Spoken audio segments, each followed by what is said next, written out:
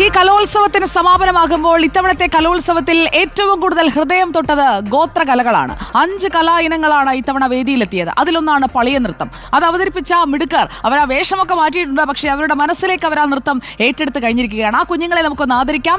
Kannur Saint Teresa's HSSലെ മിടുക്കരാണ്. Tele transporting സാങ്കേതിക വിദ്യയിലൂടെ നമുക്കൊപ്പം എത്തുന്നത്. TTS സംവിധാനത്തിലൂടെ ആ കുഞ്ഞുങ്ങളെ എത്തിക്കഴിഞ്ഞിരിക്കുന്നു. Saint Teresa's, well done. നിങ്ങൾ നല്ല രീതിയിലുള്ള പെർഫോമൻസ് ആണല്ലോ കാഴ്ചവെച്ചുകൊണ്ടിരിക്കുന്നത് വിവിധ ഇനങ്ങളിൽ. പളിയ നൃത്തം എങ്ങനെയുണ്ടായിരുന്നു? അടിപൊളിയായിരുന്നു. നല്ല രീതിയിൽ തന്നെ കളിക്കാൻ പറ്റി. നമുക്കതിലൊരു 2 ചൂടെന്ന് വെച്ച് നോക്കിയാലോ? നമ്മുടെ പ്രേക്ഷകർക്ക് വേണ്ടി സമാപന സമ്മേളനത്തിലേക്ക് എത്തുകയാണ്.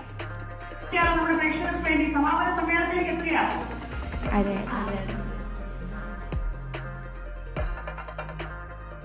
അപ്പോൾ പളിയ നൃത്തം അങ്ങനെ പലതരത്തിലുള്ള 5 നൃത്ത ഇനങ്ങളാണ് വേദിയിലെത്തിയത്. കണ്ണൂർ സെന്റ് ട്രീസാസിന്റെ ഇപ്പോൾ അവരുടെ ആ ഒരു പ്രകടനത്തിലേക്ക് നമ്മൾ കടക്കാൻ പോവുകയാണ്. ചടുലമായ ചുവടുകൾ, അതാണ് ആ കുഞ്ഞുങ്ങൾ അവതരിപ്പിക്കാൻ പോകുന്നത്.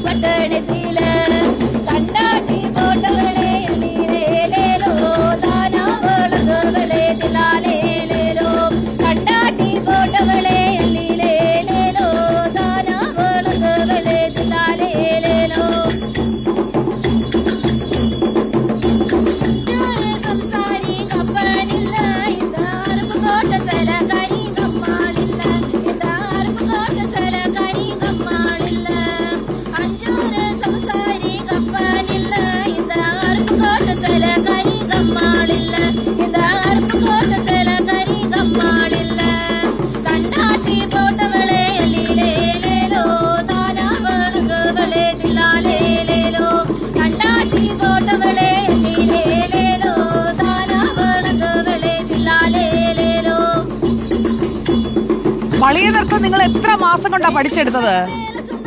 കുറെ സമയമെടുത്ത് കാണുമല്ലോ. കാരണം ഈ 5 കലാ ഇനങ്ങൾ ഇത്തവണത്തെ കലോത്സവത്തിൽ ഉൾപ്പെടുത്തുമ്പോൾ അതിൽ നമ്മുടെ ഈ കുട്ടികൾ സെന്റ് ട്രീസാസിലെ കുട്ടികളാണ്. അപ്പോൾ കണ്ണൂരിലേക്ക് ഈ ഗോത്ര വിഭാഗക്കാർ തന്നെ വന്ന് പഠിപ്പിക്കുകയായിരുന്നോ നിങ്ങളെ?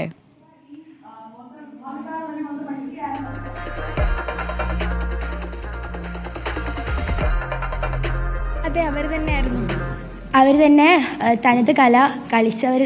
അവർ പണ്ട് തൊട്ടേ ആ ഗോത്രത്തിൽ പെട്ടവർ തന്നെയാണ് നമ്മളെ വന്ന് പഠിപ്പിച്ചത്. അപ്പൊ ഗംഭീരായി. കുമളി പ്രദേശത്ത് തന്നെ വരുന്നവരായിരുന്നു. ആണല്ലേ? ഓക്കെ. അപ്പൊ ഗംഭീരായി. അപ്പോൾ ഇനി ഉഷാറാക്കുക. അടുത്ത തവണയും നല്ല പെർഫോമൻസസുമായിട്ട് വീണ്ടും വരണം. അപ്പോൾ ഈ കലോത്സവത്തിന്റെ സമാപനത്തിലേക്ക് നമ്മൾ അടുക്കുമ്പോൾ കണ്ണൂർ സെന്റ് ട്രീസാസിലെ കുട്ടികളാണ് നമുക്കൊപ്പം ചേർന്നത്. അങ്ങനെ ഒരുപാട് കാഴ്ചകൾ നമുക്ക് പ്രേക്ഷകരോട് പങ്കുവയ്ക്കാനുണ്ട്. സെന്റ് ട്രീസാസിലെ കുട്ടികളെ നമ്മൾ തിരിച്ച് തിരുവനന്തപുരത്തേക്ക് സമാപന സമ്മേളനത്തിലായി വിടുകയാണ്. അവരെ കാത്തവിടെ ടോവനോയും ആസിഫ് അലിയും ഒക്കെ വേദിയിലുണ്ട്.